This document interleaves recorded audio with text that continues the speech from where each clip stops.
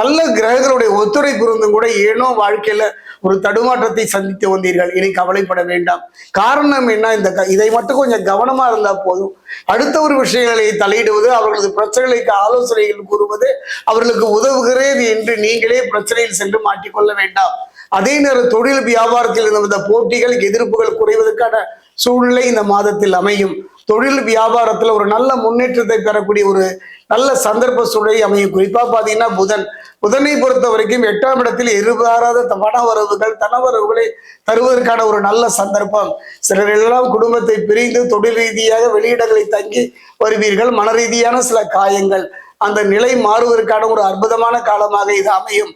நினைத்த காரியம் வெற்றியை தருகின்ற ஒரு நல்ல சந்தர்ப்பம். யோககாரகன் என்று சொல்லக்கூடிய ராகு 3ஆம் இடத்தில் புதிய வேலை வாய்ப்புகளை உருவாக்குவார்.